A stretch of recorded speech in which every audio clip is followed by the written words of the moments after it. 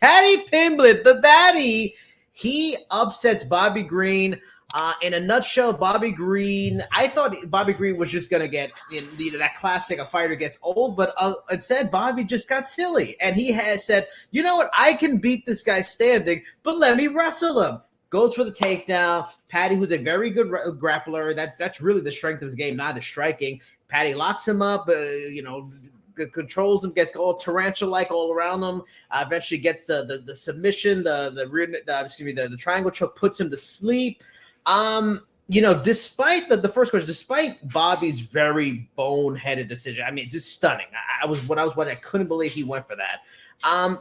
Did you think Paddy Pimblett, did he prove something? Did he show, okay, because he's probably going to get a top 15 ranking this week now after that win? He's won 6 straight in the UFC. Did he prove something to you? Because I know you're one of his biggest doubters. Oh yes. And I'm eating some serious crow this morning. Like I mean, I said it on this show last time. I said it on well, actually, because I mistakenly did like my own separate video predictions, and that will go to the archive, won't get released, whatever. But I was like super adamant about it there, and something that will never be seen by the general public was like, man, I thought Paddy was going to get worked over. But he did what you're supposed to do when you are a high level fighter and you're placed in a situation, you execute.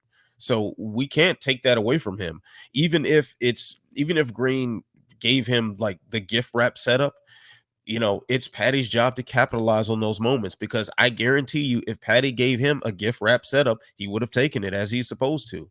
So we don't want to. I like the term that Pimblett used in his post fight speech, like, it's time to stop moving the goalposts.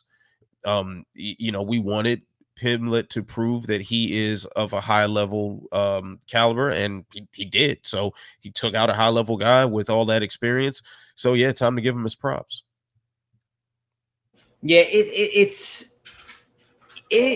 because in the end, you have to get the job. I think you nailed it perfectly. He did what he had to do. He made the most of the moment, and in the end, it's still Bobby Green has had a lot of fights in the UFC, fought a lot of very different fighters, very talented fighters, some of them very good grapplers. And as I believe he's correct, like Paddy mentioned, that he's the first guy to submit Bobby Green in the UFC. That's fairly notable. I mean, that's a worthwhile thing, and that just shows you how dangerous his grappling is. He had the opportunity. He got caught in the Venus flytrap, and he let him go and made the most of it. And I think it's a key win. We could all say, oh, yeah, it was a silly mistake, but that's what happens. I mean, heck, Curtis Blades was in the title fight, and kind of off of Jailtown made him making a silly mistake of staying in on a takedown, just eating elbows until he went to sleep. It happens. People try things. They think they're making the right moves, and they make mistakes. And the elite, or not elite, but good fighters make the most of the mistakes. So I think we're both in agreement, and most people like Paddy's not going to be a world champion. That's probably not going to happen unless he takes major leaps forward in the striking, which he was a little bit better than I thought on the striking. I'm glad you mentioned that, man, because one reason why I'm not going to cry from a rooftop that the win for Pimblett was because Bobby just looked diminished like that. I don't want to do that. Because like Pimblett on the striking aspect, I mean, we didn't get a whole big glimpse of this, but they didn't look that far apart as far as striking acumen in those brief moments. And quite honestly, I think that had a lot to do with what Green did. And whether you can attribute it to like age and mileage kind of catching up to him at this point, because it does happen. A fighter can just all of a sudden they step in there and now, they feel their age and they feel that they've had nearly 50 fights.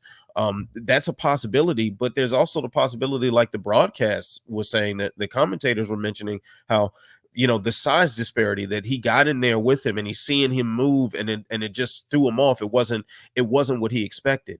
I think Green probably felt some level of desperation not being able to move the way he wanted to move, whether it be mileage and age, or just the fact that this guy who's bigger than he expected, with a longer reach than he expected, moving a little quicker than he expected, was able to do something. So, I mean, we got to give Paddy credit for doing what he's supposed to do in those scenarios. If someone gives you a gift, you unwrap it and you take advantage. That's what he did.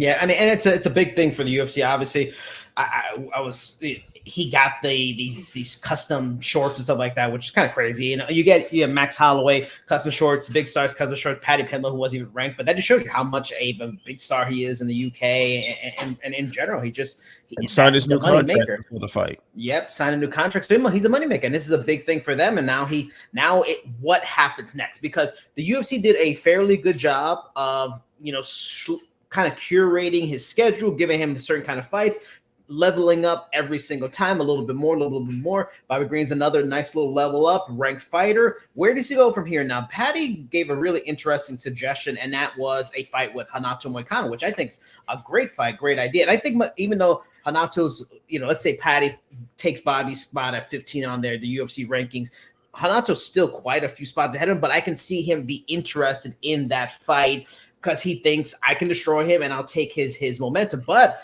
Moicano already has a fight book. He's going to fight Benoit Saint Denis. That's a big fight. I think if Benoit Saint Denis beats him, I don't think he should be fighting Paddy. I think if Renato loses, if he beats Benoit, maybe he's kind of again too far for Paddy. If he loses, I think it definitely makes sense. But I'm going to throw a couple of other names out there as possible opponents for him, and I think they fit.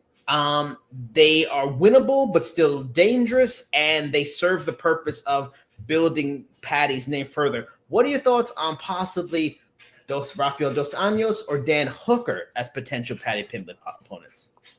I like those. I do like those. Dos Anjos is particularly interesting. The only problem with those two is that if you beat them, you're really out there front and center in that division. And how much more grooming are they trying to do with Pimblett? I think you get a former champ like RDA who's still, granted, he's definitely on sort of the last leg of his career, but he's still a guy that's pretty dangerous that can get the job done against the right opponent. And then Dan Hooker, I think, is a very high profile guy who's been very close to contendership a couple of times. You get past those names, like you're really knocking on some doors. I'll share with you a couple of names I had in mind. So Moicano, I think, is the best fit from a ranking standpoint and just the style matchup. That just feels like the right matchup, but obviously he's busy. And the winner of the fight with Saint Denis, like, it doesn't make sense for them to go backward. I was thinking the winner of Matt Frivola and Fahim. I think that would be that could be a good action matchup that makes sense from a ranking standpoint. Another name which now doesn't really rank with me, Drakkar Klose. If this was a fight that went to decision, if it wasn't this stunning finish that we got, I would like to see Drakkar Klose. I think that is a good style matchup for him too. But Moicano is it, man. It's just the booking is kind of. If the Saint Denis fight falls out, then just please rebook with Moicano.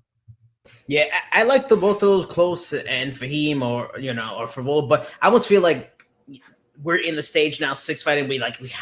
Paddy has to start getting bigger names. That's why Hooker and RDA are interesting, because they're both really kind of long in the tooth career wise. They're like Ferguson, Green, but a little bit better in that their best days are probably behind them, so it's winnable, but there's the name, it's not a huge enough threat. I was a person that's at the end of the top 15 who in theory should make sense, but the UFC is not going to put him anywhere near this guy as Jalen Turner. Jalen Turner would be an idea, but he's not. Yes. Going near Jalen Turner. I was just about. Like they don't want that matchup. I think not at all. Turner just does the damn thing against a Pimblett. I mean, we'd have to see that, and I think it's going to catch up to him at some point if he doesn't really patch up the holes in the striking defense. A guy like Turner is just too dangerous if you're really trying to boost this guy. So maybe they do go ahead and follow your suggestion and turn to a Dan Hooker or an RDA, because those are high profile winnable fights, and you can kind of sneak him up into the title picture while avoiding some of the guys who might really give him a headache right now.